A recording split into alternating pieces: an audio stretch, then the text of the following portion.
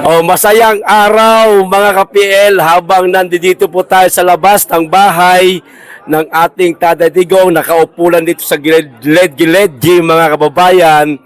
May kapapasok lamang po na pahayag mula po sa ating pangalawang Pangulo Inday Sara Duterte mga kababayan. Ito, paglilinaw niya doon sa mga gumagawa ho ng fake news o mga mali ang pagkakaintindi doon sa sinabi ng ating pangalawang Pangulo na ang pagkakaintindi nila ay hindi na daw uuwi ang ating Tatay Digong. O ito po ang kasagutan mga kababayan. Panoorin po natin itong napakaikling video lamang po ng ating pangalawang Pangulo. Intindihin po nating maigi mga kababayan. Huwag ho tayong magbibigay ng alalahanin sa ating mga kababayang OFW na naghihintay po na makauwi ang ating Pangulong Duterte dito sa ating bansa. Hindi lamang po mga OFW, maging ang ating mga kababayang Dabawenyo at buong Pilipinas na naghihintay po sa ating sa ating Pangulo Rodrigo Roa Duterte. Pasensya na at nalilitot. Inaantok na po ako mga kababayan. O ito na po ang video, pahayag po ng ating pangalawang Pangulo Inday Sara Duterte mga kababayan. Panoorin po natin. Pero bago ko pa simulan, makikisuyo sa mga hindi pa po nakasubscribe. Baka naman. At click na rin ang notification bell para updated sa lahat ng upload at huwag niyo pong kalimutan, like na rin po ang video. Maraming salamat, magkikisuyo lang po. O eto na. So sabi niya, wala din naman siyang ginagawa pa because he's at the moment retired, wala pang election so hindi pa siya mayor, so he might as well just stay inside. And then he said that he doesn't regret anything that he did sa pagtatrabaho niya para sa bayan at nakita naman daw ng bayan kung ano yung resulta ng kanyang serbisyo para sa bayan. O maliwanag mga kababayan. Ang sabi di umano ni Tatay Digong, total wala pa naman daw siyang ginagawa. Wala pa rin naman daw ang halalan na kung saan magbobotohan na dito sa Davao City sa pagka-alkalde. Ibig sabihin, hindi pa siya busy. Mananatili di umano siya pansamantala doon sa dahig mga kababayan. Muna, hindi panghabang buhay. Hindi ho yung pagkakaintindi po ng ating mga kababayan na hindi na babalik ang ating Tatay Digong. Walang ganon mga kababayan. Muna. Pero pag nanalo na siya, syempre, uuwi na siya sa ating bansa. Malay natin, hindi lamang ang pagkapanalo niya sa pagka-alkalde ang dahilan.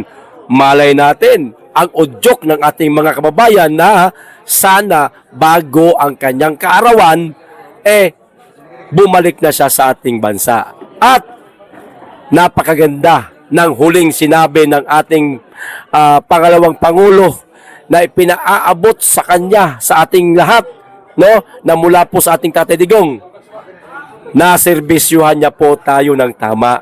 Nakita nating lahat mga kababayan kung paano niya pamunuan ang ating bansa. Di ba? Kaya sa mga nag-aalala, sa mga usap-usapan ngayon sa social media na hindi na di umano babalik ang ating Tatay Digong, relax lang po kayo mga kababayan. Ito, pahayag na po mismo ng ating pangalawang Pangulo. Pagdududahan pa ba natin ito mga kababayan? Hindi naman siguro magsisinungaling itong ating pangalawang Pangulo. Ano? No? Nakakasiguro naman siguro tayo mga kababayan na lihitimo itong sinabi ng ating pangalawang Pangulo dahil nagmula po ito sa ating Tatay Digong. Maaaring ito mismo ang gusto niyang iparating sa ating lahat. Nang sa ganun, itong mga nag-aalala, tayong lahat nga na nag-aalala at higit sa lahat, namimiss na po siya, maging mapayapa na po ang ating kalooban. Relax lang po mga kababayan. Hindi ho tayo iiwan ng ating tatay. Ano ko, nagalaw ko yung camera ko. Hindi po tayo iiwan ng ating Tatay Digong. No? Babalikan niya po tayo, mga kababayan. Okay? Kaya habang wala pa po ang ating Tatay Digong, mga kababayan, mag-antapay po tayo sa mga kaganapan po dito sa labas ng kanyang bahay dahil baka totoo ang mga usap-usapan na papasukin na itong bahay ng ating Pangulong Duterte at ng kanyang mga anak nang malaman po natin kung ano po ang mga kaganapan. Ayos! Pero doon po sa mga kababayan natin na hindi na po makapag-antay sa pagbabalik ng ating tatay, relax lang ho kayo. Mag-antabay lang po tayo. Iasa lang po natin ang lahat sa mga legal counsel ng ating tatay. At ngayon nga, eto mga kababayan, eto, ipapakita ko sa inyo, ilalagay ko dyan, babasahin ko po ha. Eto pa ha, para klaro ho sa inyo. Maliban po doon sa pahayag ng ating pangalawang Pangulo, eto babasahin ko po mga kababayan ha. Mula po ito sa Philstar Life mga kababayan. Ito babasahin ko lang ha. Ang sabi why should he not go back? Question mark. Yan, nakikita nyo naman. The British Israeli-led Defense Council of Rodrigo Duterte said the former president should go back to the country as soon as possible, mga kababayan, amid his detainment in The Hague and the Netherlands for alleged crimes against humanity. Full story in the comments. Kung babasahin pa po natin, mga kababayan, ang full story ay napakahaba na. Maliwanag naman po sa caption ng Philstar Life, mga kababayan. At dito pa sa isang babasahin ko, na ayan ho, nakikita ho ninyo, ang nakalagay, Duterte's led Defense Council says he should go back to the Philippines as soon as possible. Boom!